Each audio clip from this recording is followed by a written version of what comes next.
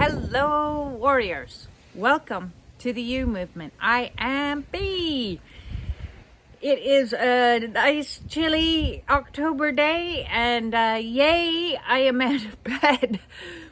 This rest phase on the awakening process, the void, I wanted to talk a little bit about that because it's crazy making to the mind a little bit when your mind has been in masculine energy your whole life. And I've talked a good bit in some of my videos about masculine and feminine energy. We have both inside of us, and balancing those two energies is what's going to put us back into wholeness.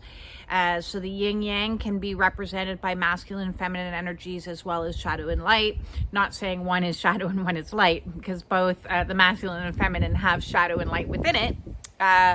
But the masculine energy is the doer energy, the active energy, the protector energy, the provider energy, and the feminine energy is the nurturing energy, the restful energy, the soft, gentle, kind, caring energy. And if you are like me, and you have been raised in a narcissistic environment, I can pretty much guarantee that one of the coping strategies that you have potentially utilized is to be in your masculine energy, because it simply wasn't safe to be in your feminine.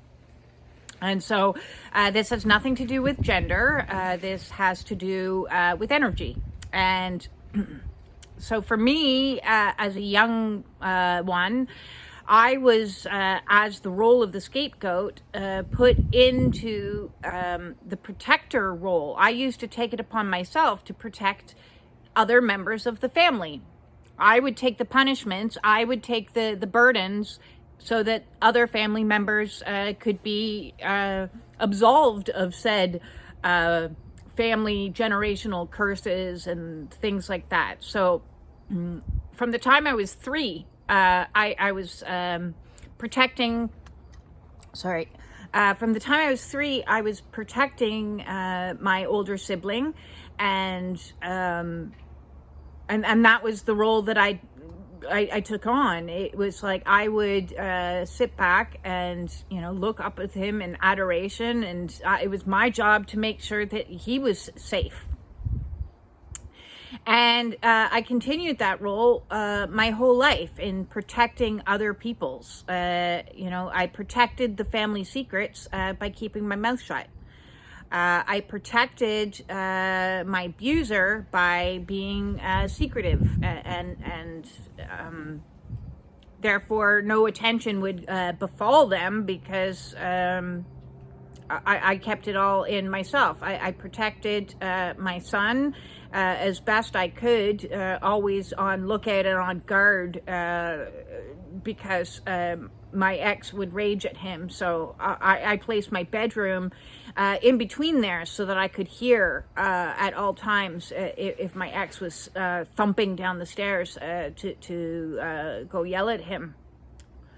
It would have been better if I had protected him by leaving the house, us leaving, and that's something I will deeply regret. I did my best as a protector, and in the marriage, I took on all of the masculine traits of paying all the bills, managing the household, doing all the DIY, well, not all of it, but the majority of it, taking care of the household.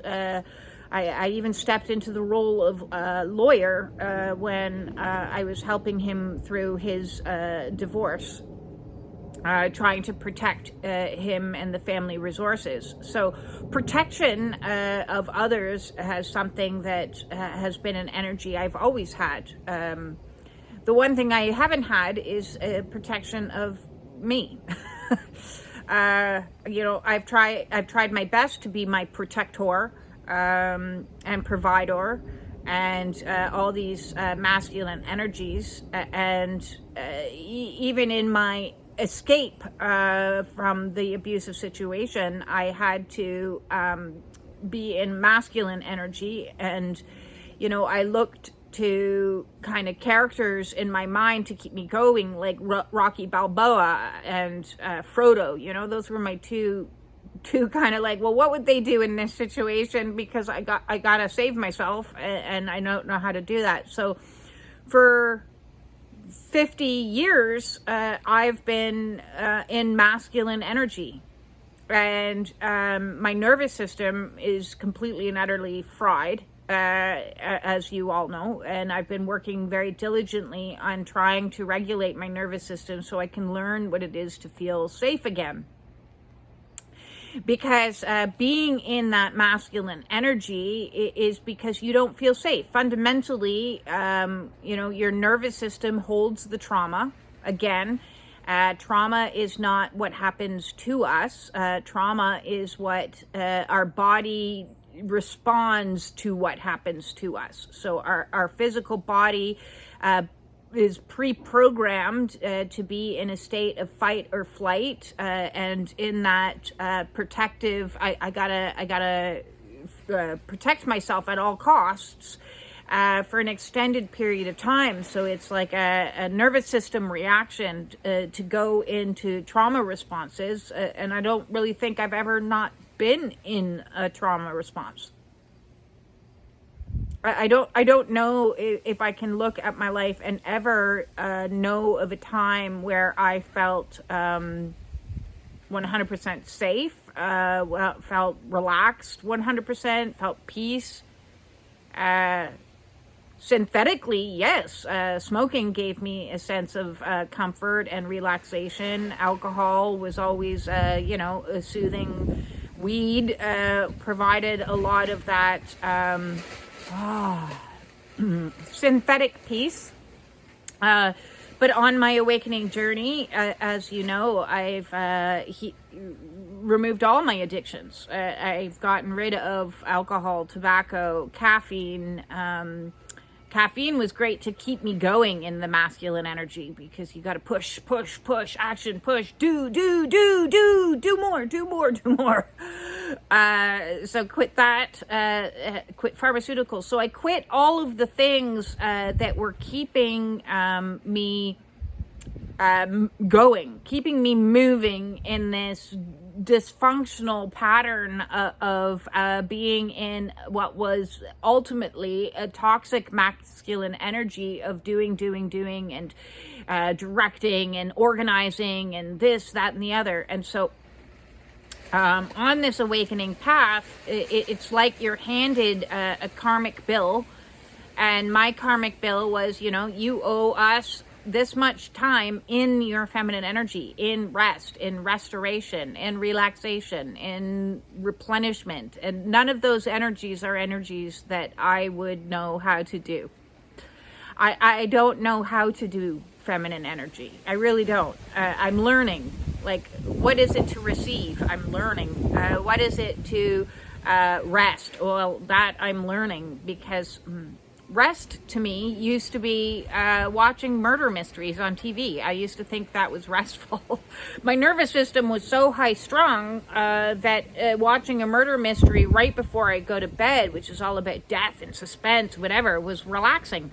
Now I'm learning what actually relaxing actually is. And I spend most of my time either in the last couple of weeks, either resting or in meditation, in silence, as I'm hit a new level of trying to regulate my nervous system again. And my mind doesn't like it very much. My mind prefers the comfort zone of doing as opposed to being. But it's a challenge like no other, like all the rest, in a sense. Throughout this awakening, you're given one challenge after another challenge after another challenge. I call them missions, and the mission at the present moment is to master my own femininity, master what it is to be relaxed, rested.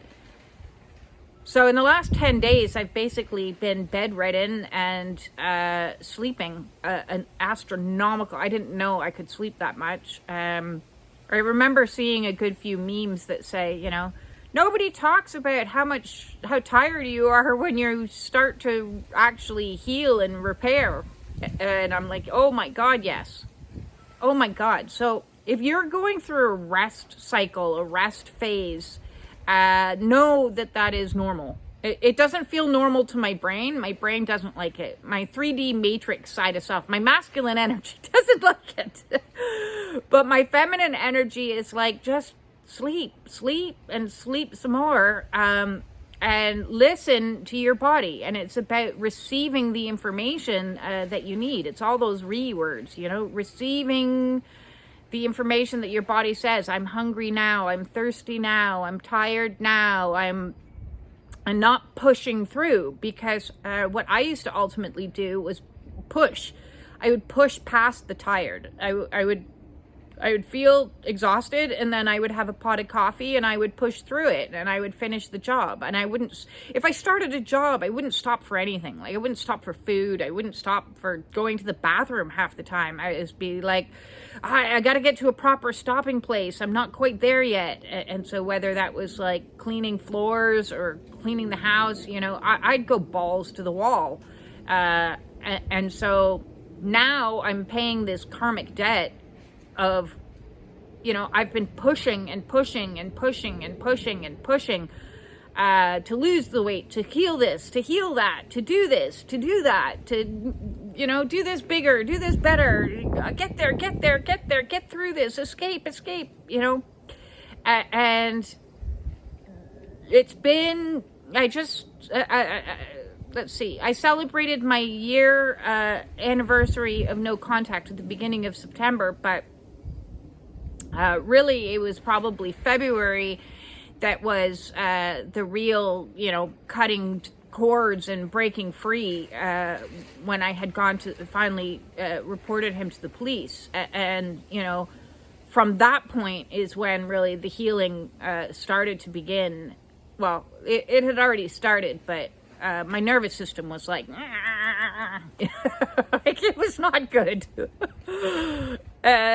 And you'll notice in my last few videos, I'm laughing again. I'm able to sit down now and do some art. I am having moments where I can, listen to some music intermittently here and there and have a happy, joyous moment. And all of these are signs that you're healing. And, to watch a movie again was something I wasn't able to do because I was so wired. So yes, I just wanted to hop on today and talk a little bit about rest. And if your body is telling you to rest right now, as we're going through all these tremendous solar flares that are still coming in, and these massive shifts in energy that are taking place with my beautiful planet Pluto, who has moved us out of a really horrid 15-year karmic cycle, and that is dead now. Dead. Woo!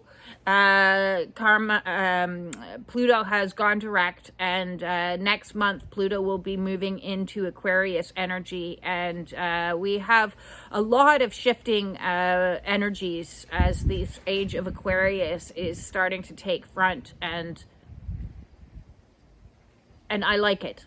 I do like it. I like the where the energies are bringing me, even if I only get glimpses of them intermittently in between long periods of rest. So rest as much as you can is what I'm doing the shout out to. Rest when you can. Catch your little cat naps. Sleep in the mornings. Catch the Z's and ride those waves, because the healing that comes from sleeping is really powerful. I'm really starting to see huge shifts and differences. Even, my wrinkles are starting to disappear because I'm not in a constant stressed out state. My face is actually starting to relax because, man, was I tense. So Yes, I'm excited to see where this feminine energy takes me. You know, I'm open to receive what the universe is going to provide for me. I'm hoping that looks like some masculine might come in and take over some of the roles that I've been carrying, you know, on this twin flame journey. They say that, you know, once you get to the other end, you'll be gifted with divine masculine, whether that be your twin or a higher soul mate. And I'm like, yeah, bring it, baby, bring it. I'm ready for somebody else to make the plans and do the thinking and just tell me where I need to be, when I need to be there. That would be a first. That would be a first. I'm taking you out and we're going here. What? Okay. That would be hilariously fun. See, I'm sitting now in an energy of curious, of like, what's next? What's next? What's happening next? And I'm allowing myself to be taken, which is very much feminine energy. Right now, God's driving.